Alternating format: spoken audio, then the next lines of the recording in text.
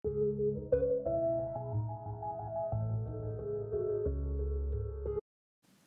Sobat Galeri, kembali lagi pada video Galeri Channel kali ini yang akan membahas tentang siapa saja bisa mulai dari ETF.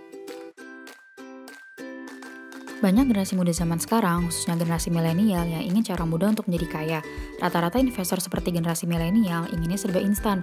Investasi ingin dapat keuntungan cepat dalam waktu singkat, yang pada akhirnya mereka masuk ke saham yang berisiko tinggi dan mengalami kerugian serta tidak ingin berinvestasi lagi. Pembahasan kita kali ini akan diawali oleh pentingnya personal financial planning untuk financial freedom. Secara umum, hidup kita terbagi ke dalam 3 fase, yaitu wealth creation, wealth accumulation, dan juga wealth enjoyment atau transfer. Fase pertama yaitu wealth creation. Fase ini terjadi pada umur 20-30 tahun. Pada fase ini, kapasitas kita untuk berinvestasi cukup tinggi, karena biasanya masih belum ada tanggungan. Namun sayangnya, pada fase ini juga banyak sekali uang yang habis tanpa sisa. Fase kedua adalah wealth accumulation. Fase ini terjadi pada umur 30 sampai dengan 55 tahun. Pada fase ini, kita baru mulai menyadari akan pentingnya investasi karena sudah mulai memikirkan keluarga atau masa depan. Pada fase ini juga, kita sudah harus dapat mempertimbangkan antara gaya hidup dengan kebutuhan dan juga investasi. Fase terakhir adalah wealth enjoyment atau transfer. Fase ini terjadi di atas umur 55 tahun. Pada fase ini, kita hanya tinggal menikmati hidup dari investasi yang kita lakukan dan kerja keras kita yang sudah membuahkan hasil. Dalam financial planning, sebisa mungkin kita mulai memikirkan kapan rencana yang tepat untuk memasuki fase ketiga. Apakah pada saat pensiun saja? Atau kita bisa mulai menikmatinya di umur yang lebih cepat? Memahami personal financial planning dapat membuat hidup kita menjadi lebih terarah.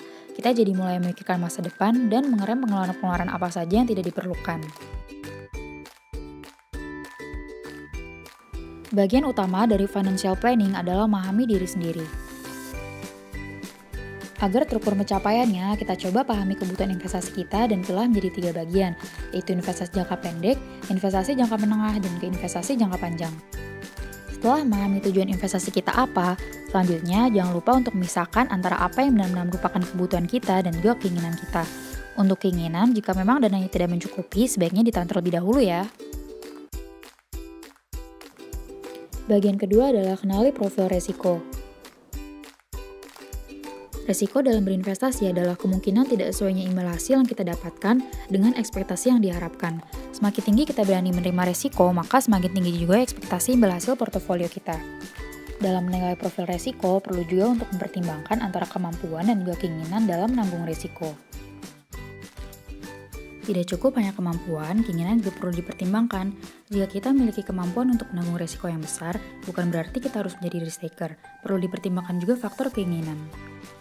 Jika misalnya fluktuasi harga saham membuat kita tidak bisa tidur, jangan terlalu besar berinvestasi di saham. Lebih baik berinvestasi di pendapatan tetap atau pasar uang, tapi bisa tidur nyenyak. Keinginan untuk menanggung resiko ada dalam diri sendiri. Apakah kita termasuk risk averse, moderate, atau risk taker? Bagian ketiga adalah pelajari alternatif investasi. Secara umum, di pasar modal, khususnya reksadana, terdapat 3 kategori aset, yaitu pasar uang, pendapatan tetap, dan juga saham. Semakin tinggi profil resiko dan lama jangka waktu investasi, semakin tinggi juga porsi kita dalam memilih saham dan berinvestasi. Sebaliknya, semakin rendah profil resiko dan jangka waktu investasi yang singkat, porsi pasar uang akan semakin tinggi. Selain instrumen pasar modal, tentu ada investasi lain seperti emas dan properti yang juga dapat dijadikan pertimbangan alternatif investasi. Bagian keempat adalah tentukan strategi investasi. Strategi investasi adalah berbagai cara yang bisa dilakukan investor untuk memperoleh keuntungan yang maksimal dengan tingkat risiko sekecil mungkin. Strategi investasi di sini juga dapat diartikan melakukan evaluasi pada investasi kita setiap tahunnya. Apakah ada keyakinan pada investasi tertentu sehingga kita milih untuk memperbesar porsi instrumen tersebut atau tidak? Bagian kelima adalah melakukan evaluasi. Dalam berinvestasi, kita tentu harus melakukan evaluasi secara berkala atas pencapaian dan perubahan yang terjadi. Paling tidak setiap 3 bulan, kita perlu melihat dan melakukan penyesuaian untuk beberapa hal berikut, yaitu apakah terdapat perubahan kebutuhan, apakah terdapat kebutuhan yang sudah jatuh tempo, apakah kita perlu mengubah strategi investasi jangka pendek jika kondisi ekonomi berubah, Dan apakah terdapat perubahan pendapatan? Apakah perubahan pendapatan itu dapat diinvestasikan lebih banyak? Evaluasi juga penting untuk melihat bagaimana pencapaian investasi kita. Di saat melihat investasi kita berkembang dan hasil kerja keras kita akhirnya membuahkan hasil, kita pasti akan merasa sangat senang. Sekian untuk pembahasan video Galeri Channel kali ini. Jangan lupa like, comment, share, dan juga subscribe YouTube channel Galeri Investasi Universitas Gunadarma untuk menantikan video-video pembahasan menarik lainnya seputar pasar modal.